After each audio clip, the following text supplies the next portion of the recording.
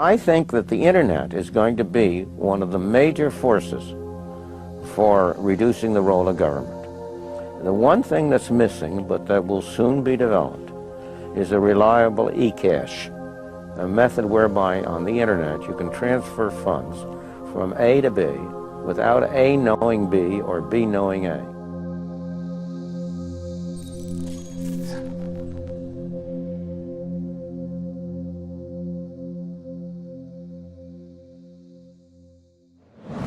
What is a Bitcoin? What is Bitcoin? What backs a Bitcoin? You put some of your money, real money, online, and it turns into Bitcoin.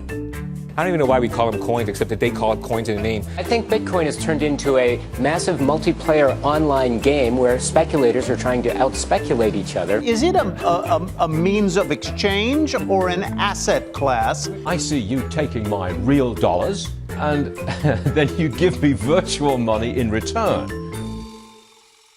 Thanksgiving dinner, my grandmother asked me, what the heck is this Bitcoin stuff anyway, right? And I said to her, do you remember when Visa cards first came out? You were used to paying with cash or with a check, and then a Visa came out. It was this weird payment system that you didn't understand. And she said, yeah, I remember that. I said, well, Bitcoin is just the next evolution of another payment system. Bitcoin. By now, you've probably heard of it. The wild fluctuations in its price has gained the attention of the mainstream financial media. But Bitcoin is much more than just your average investment. Beneath all the hype and hysteria lies what could be the most important technology of our lifetimes. So what exactly is it? To fully appreciate the characteristics that make Bitcoin a potentially world-changing technology, we first need to understand what money is. Currency started developing 6,000 to 9,000 years ago, some sort of medium of exchange, and people used something of value. Societies around the world, though, started to select gold and silver as their primary currency about 3,000 years ago, and then about 680 BC, they became money when they were minted into coins of equal weights. Governments started creating representative currencies where you deposit your gold and silver, or they have gold and silver in the treasury, and they come out with notes that are basically a claim check on the gold. So they're supposed to be as good as gold because you can always convert them into gold. Throughout history, precious metals were chosen as money, not through government decree, but because of their unique features. Gold is rare, easily recognizable, portable, durable, and divisible. Above all, because gold is difficult to find and labor-intensive to mine, refine, and mint, it has always been perceived as a store of value.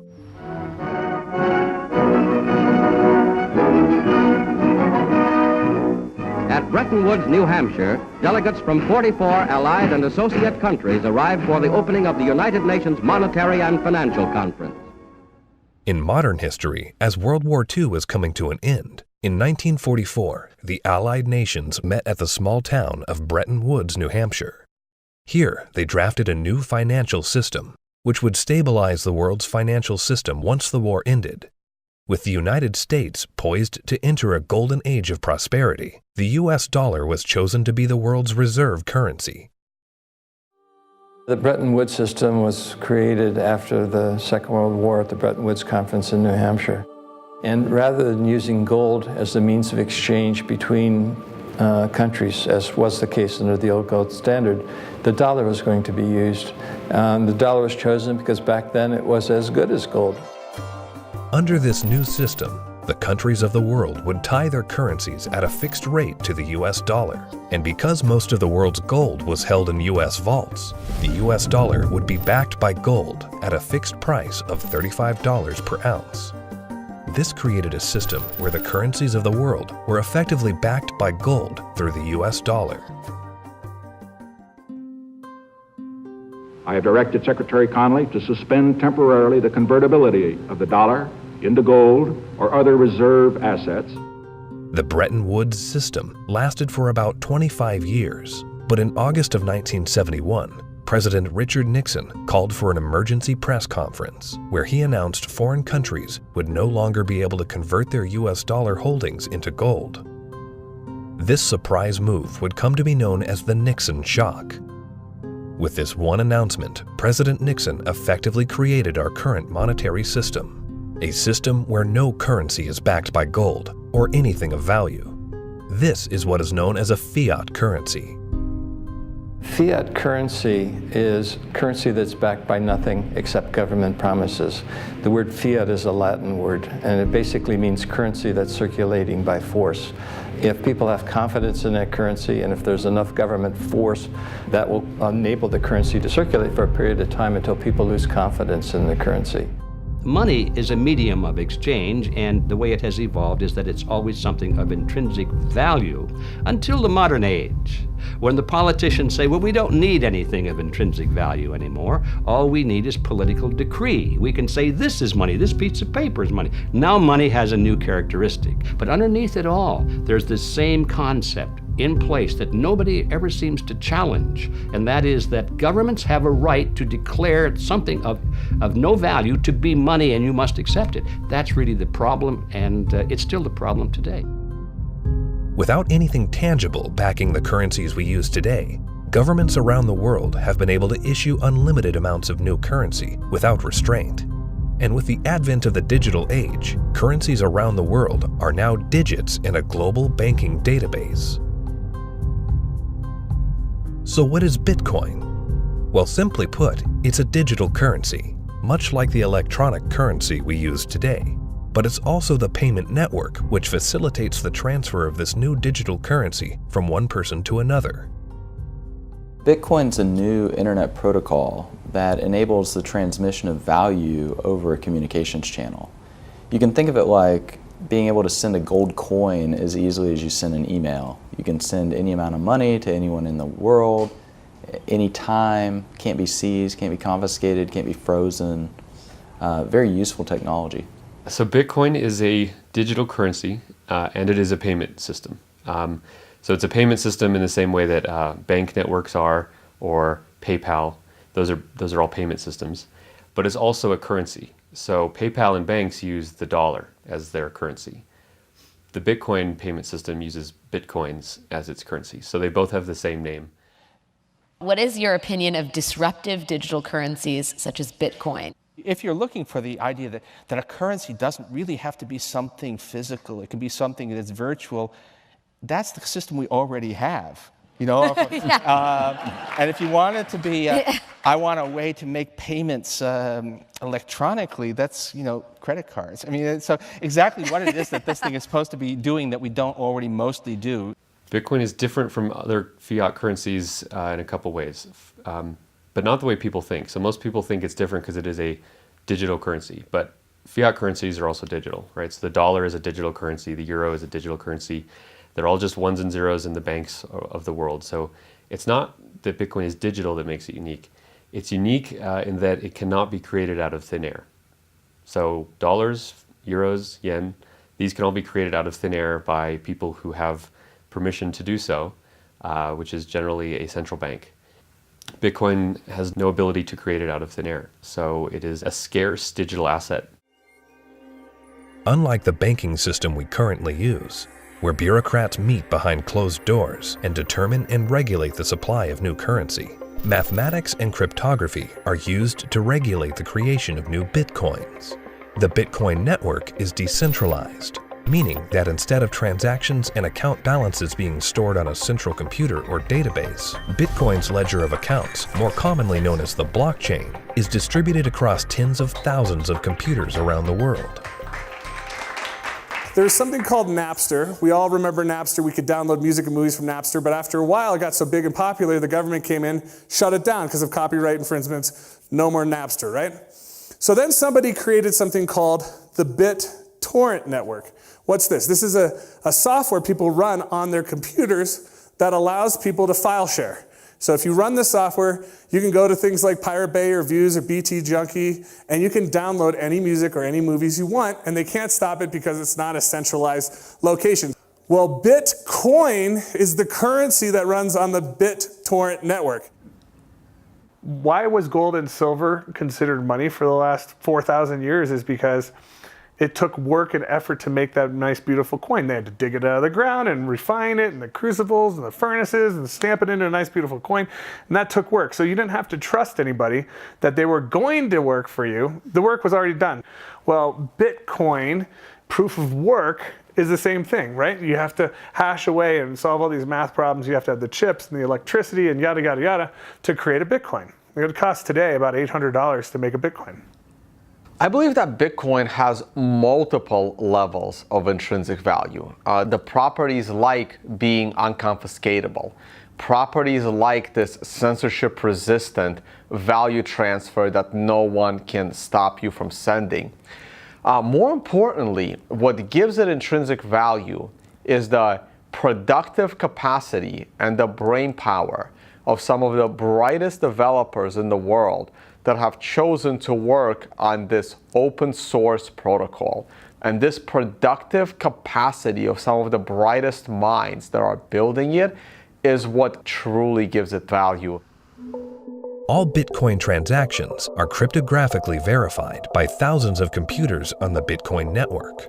These very powerful computers, known as miners, expend a massive amount of energy and processing power to verify the integrity of each and every transaction. So the miners basically validate transactions. All these transactions are flying around, and they have not yet been formally vetted by the network. If the miner believes the transactions are valid, it will put them in the block, and the block then becomes part of the blockchain. And over time, that becomes the record of truth. And so what that means is that if you receive Bitcoin and a few blocks happen after you receive it, no one can ever take that money away from you because the blocks have been stuck into the blockchain, they can't be reversed, and you know that the money is truly yours. The decentralized nature of the Bitcoin network eliminates a single point of failure and makes it impossible to be hacked or to be shut down. Bitcoin transactions are transmitted peer-to-peer without the need for a third party, meaning that the user is in complete control of their money. It's impossible to be shut down. That's the beautiful thing about it. There is no Bitcoin place. You can't shoot Bitcoins. It has no center of gravity, it has no headquarters, you can't shut it down. The only way you could is to shut off the internet. Your average person has absolutely no idea how their email works, but it works, and that's all that really matters. And Bitcoin's very similar to that. But as far as what I would do to tell people or describe to people who don't know about Bitcoin what it is, I would say it's a form of money that you can just use on your phone or your computer in today's digital age where everyone's on the internet, that is much faster to send than most of the banks. And it has, for at least since its inception in 2009, risen in value. For new users, the inner workings of Bitcoin can be quite complex and daunting. But what's important is how this revolutionary technology changes how money is transferred globally. Right now, every single payment that you make to another person goes through an intermediary. Either PayPal or bank or Visa or MasterCard. And more importantly, the governmental jurisdiction decides if you're allowed to make that payment. That payment could be stopped halfway through, and then you have to try and get your money back. With Bitcoin, no one can stop it. The moment you decide to send another person digital value, you can just send it. And there is nobody in your way. There is no one that has to give you permission to pay another person money, and all they need is an internet connection. This has the potential to displace the need for banks as a trust institution. If you and I exchange currency or have commerce using Bitcoin and it goes on the ledger on the blockchain, we don't need a bank to confirm that that is a valid transaction. One of the differences between Bitcoin and the banking system is it doesn't require a third party to perform. When you make a deposit into a checking account or a savings account, you are actually loaning the bank your currency. They now have title to it, and they have a liability on their books to pay you back one day, but they get to do anything they want with it. And you have this intermediary, this third party, counterparty that has to perform for you to be able to get your currency back. Cryptocurrencies invert the power structure. It isn't a few people at the top controlling a whole bunch of people at the bottom. The power goes to the individual. In the same way that the internet flattened access to information and allowed anyone in the world with an internet connection to learn basically anything they wanted to know and to communicate with anyone else on Earth. Bitcoin does that with money. So now anyone on the planet, no matter their age or the arbitrary geographic location in which they were born or the arbitrary rules of the people that govern over them, that person can now engage economically with anyone else in the world directly. And that's profoundly powerful. You do not need a bank account to interact with Bitcoin. You do not need a bank account now to receive an honest payment from someone else in the world and know that the money is legitimate and good and can't be rescinded. So money now can't be censored. Any two people can send it between each other through Bitcoin. Cryptocurrency Bitcoin has once again defied naysayers by spiking above $18,000 at one point today. Bitcoin hits a new high. We had this incredible run up in the fall going into the holidays, and then we've seen a pretty big pullback. This is a 30% loss in the week and a 50% loss in the year. The past year has seen the price of Bitcoin rise and fall in dramatic fashion, getting the attention of Wall Street and the investment community. Bitcoin is now seen by the public as a speculative asset class that can be traded, but the core fundamentals of this important technology cannot be overlooked. The use of Bitcoin is particularly vital in the developing world, where billions of people are without basic banking services.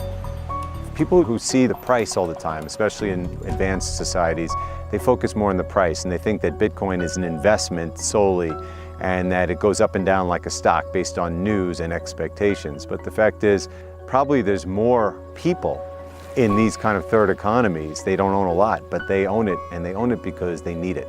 Not because they expect to get rich or hope to get rich, because they need to protect themselves against both destroyed fiat currencies and against capital controls. So when people think of it as an investment, they have to realize that the reason that Bitcoin's so exciting is because it's a future money for the world, not because it's something that could become a great investment. It just so happens to be that both can be accomplished at the same time. One of the great powers of whether it's Bitcoin or any other cryptocurrencies, if we can figure out how to scale the technology, we can solve a lot of problems in the financial system. We can transact with each other globally at very low cost and very efficiently. And there's tremendous market power in that. Has nothing to do with anyone in the financial system. People want to be able to communicate and transact with each other simply and quickly, and the hunger to do that is enormous.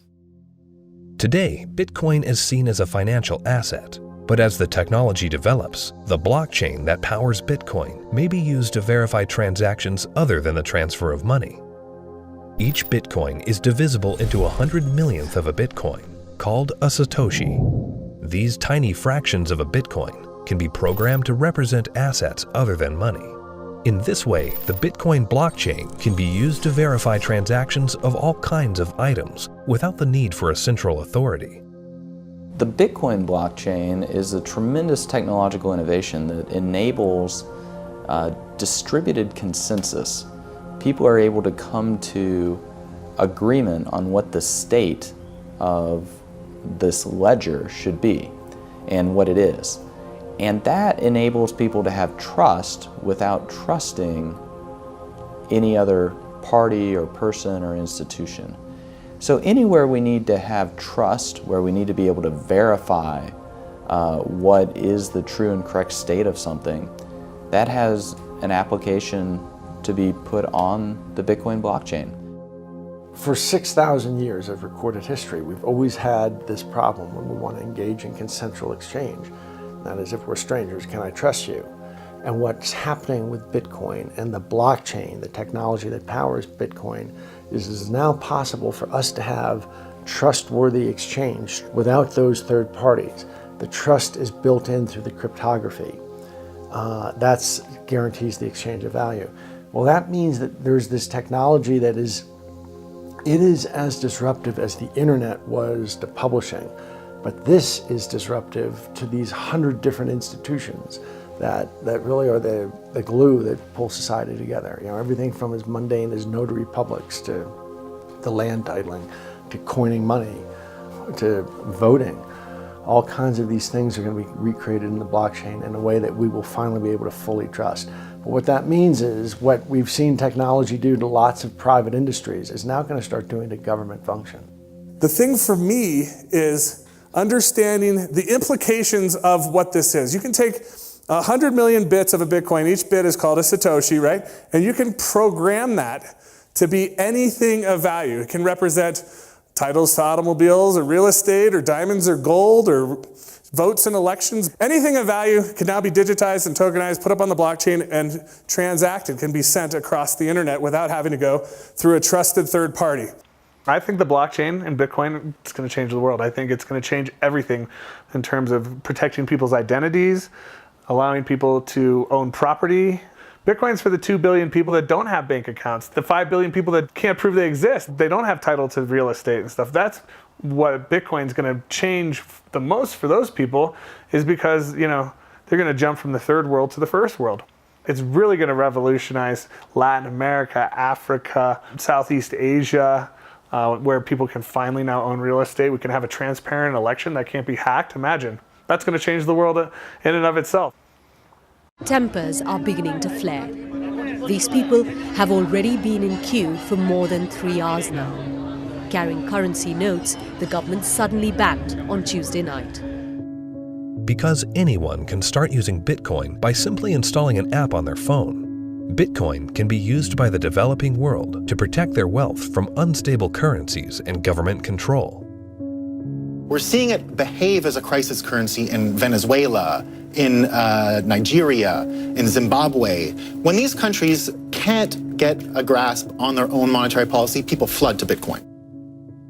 The fate of the unbanked and underbanked population no longer lies in the hands of corrupt governments, centrally planned economies, and central banks. There's a new option, a plan B. Personally, I live in the United States, and a lot of people in the U.S. get bank accounts very easily, have credit cards, debit cards, and all of that, and they don't find that there are too many frictions and pain points. But in a country like India, there are 233 million individuals who are unbanked, who don't have access to a traditional financial infrastructure, and so they're operating cash payment to cash payment. But Bitcoin has become a game changer. So individuals, in essence, can hold on to it, they can spend it, they can transfer it internationally. There are so many use cases. Currently, Bitcoin transactions can sometimes carry a significant fee, making it unsuitable for use for small transactions. But Bitcoin is programmable money, meaning that new layers and technologies can be integrated into it. In the near future, one such development, called the Lightning Network, will help reduce the cost of Bitcoin transactions. At the moment, Bitcoin is actually suffering from being too popular. One of the challenges that Bitcoin has is every transaction needs computational power to process. So at the moment, Bitcoin can settle about 4 to 7 transactions a second. And in the future, each of those 4 to 7 transactions a second can contain 1 million transactions within it. And that's what the second layer and Lightning is trying to do. It will just make it so much more efficient and so much cheaper for the average person. The integration of the Lightning Network into the Bitcoin protocol will scale Bitcoin into a fast, cheap, and efficient payment system. Once implemented, this will have enormous implications for the developing world. One of the stumbling blocks to doing international business is the payment system. And to be honest, if you're taking credit cards from some countries, those countries are so associated with fraud that your rates on all credit cards you take just become astronomical, and it becomes prohibitive. Something like 33% of the credit card transactions coming out of Africa are fraudulent. So nobody wants to take business from Africa. It's just too risky. With Bitcoin, you know the funds are good. So as a merchant, yeah, pay with Bitcoin. I'll sell anything you want, that's legal to Africa. That has tremendous implications, to be able to get access to these types of products and services so seamlessly. And then they're able to start having property rights. And property rights is really what's going to help lift them up out of poverty. Closer to home, in today's digital world, governments have started to phase out cash, replacing it with digital currency. In this environment where concerns over personal privacy are very real, Bitcoin provides monetary sovereignty outside the control of government policy. When you have a situation where the government is trying to control, they don't want people to have the means of hiding anything from them. Not just from a tax standpoint, they want to know what everyone's doing in Big Brother fashion. So, the way that I look at Bitcoin is it's the ultimate monetary weapon that the people have never had in history. Every government in the world wants to go cashless. One of the reasons is that in a cashless society, you are not able to exit the banking system. When people panic, they run to the ATM machines, they run to the bank and they withdraw money. The other thing is the governments are starting to run out of money, and governments don't build anything. They just use other people's money. So they are treating everyone as a tax evader. I believe the main reason why Bitcoin is so popular and important is not because of its finite supply and being gold. It's because of anti-money laundering laws preventing people from doing what they want with their money. One of the main functions of government is to create currency. And Bitcoin is successful only because of its potential for circumvention, lack of oversight. So it seems to me it ought to be outlawed. It doesn't serve any socially useful function. As to whether or not Bitcoin is illegal or should be seen to be illegal, cash has been used for a whole heck of a lot more illegal things than Bitcoin has through the years, and still is today. Cash is untraceable. It's easily transportable. Nobody knows where that dollar has been and how it's been moved from hand to hand to hand. So it's just a matter of making that connection that a cryptocurrency is really not a new thing. It's just a different version and a digital form of something that's existed in our society and legal structures for millennia. Bitcoin is shifting the paradigm and challenging the legacy financial system. Recently, Jamie Dimon, chairman and CEO of JP Morgan Chase, America's largest bank, was quoted calling Bitcoin a fraud. Why is Bitcoin a fraud? Here's the reason. Governments, the first thing they do is form a currency. They like to control the currency. They control it through a central bank. They also like to know who has it, where it is, where it's going. Wait until someone gets hurt. Wait until it's used for illicit purposes, which it is somewhat used for illicit purposes. They close it down. You got people like Jamie Dimon, a serious guy, calling it a fraud. Calling a fraud? You mean like there was hundreds of billions of dollars of securities that Jamie Dimon sold the public a decade ago called mortgage-backed securities? He's calling Bitcoin a fraud? Is that going to go to zero like his securities that he sold the public? First with respect to asking a banker about whether they like Bitcoin or not, that's kind of like asking a king, do you like democracy? It's just so thoroughly frustrating and insulting when people who know very little about what we do watch an up-and-coming technology and have the audacity to call us all criminals. We're not the criminals here. The whole damn reason this ecosystem exists is because they're the criminals. And it doesn't really matter at this point what he thinks. The genie's out of the bottle. Somebody in this room or somebody at this conference or somebody around the world is going to solve the problem of decentralized lending and value-stable currencies and decentralized exchange. And within 5 to 10 years, banks will become less and less relevant, just like landline telephones are becoming less and less relevant. And we're going to wake up one day and we're going to be in charge of our own money. And Jamie Dimon, in retirement, can watch the world as it is, not the world as he would like it to be. The Bitcoin blockchain is built on decentralized consensus outside the control of a central party. However, with the hype in the rise of cryptocurrencies such as Bitcoin, both central banks and commercial banks have started to develop their own digital currencies under the guise of what they call blockchain technology. My big fear is that what is going to happen is blockchain technology will be adopted by governments, and fiat national currencies will be run on blockchain technologies, and the whole monetary system globally will eventually become cashless.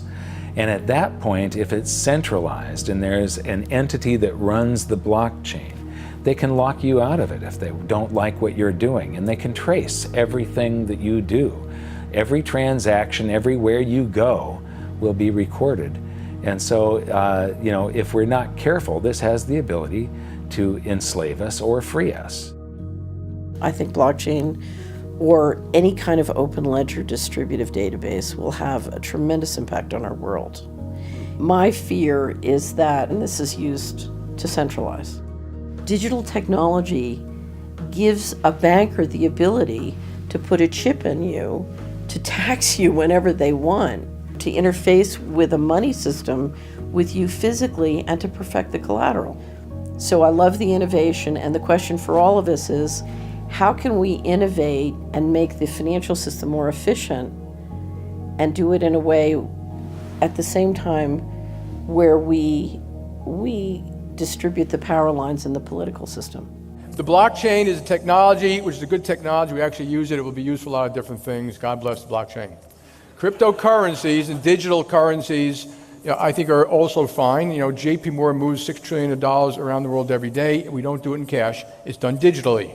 If it can be done digitally with the blockchain, so be it. But it'll still be a dollar cryptocurrency. A majority of the people are using the word blockchain, and they don't really care whether it has this decentralized mining. The government is going to just have a digital representation of the dollar. They can call it a blockchain, but there's not going to be mining. There's not going to be decentralization. It's going to be a centralized coin. Whether they call it a blockchain or not is irrelevant. The whole purpose of a blockchain is to remove control from a central party. If you're a central bank and you make a blockchain for dollars, and then you have dollar coin, if you still have full control over the dollar coin, you can create how much of it you want, you can control where it goes. There was no point in having a blockchain at all. You might as well just have a centralized database like a banking system. To really use blockchains in any meaningful way, it means that there is no person in charge. And so a central bank, by definition, is the one who is supposed to be in charge of money. And thus they would never create a blockchain or a cryptocurrency that they couldn't control. So that's why they will likely be made redundant, because the market can choose what kind of money it uses.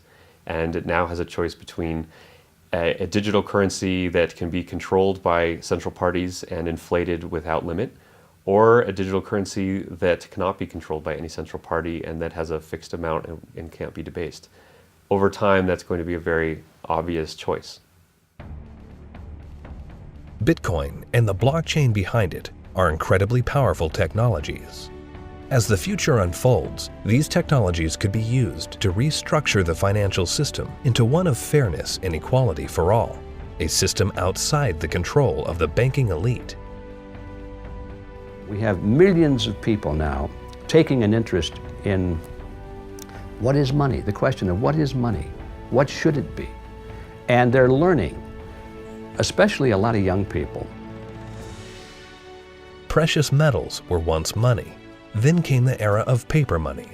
Could we now be entering a golden age of decentralized digital money? Only time will tell. Bitcoin is first and foremost about changing how the financial system of the planet operates.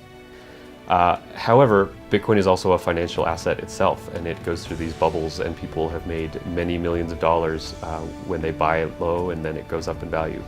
But that's not really what matters at all. What matters is that it's actually going to change the entire ecosystem of the planet, how all humans interact with each other, and that's a very exciting thing to be part of.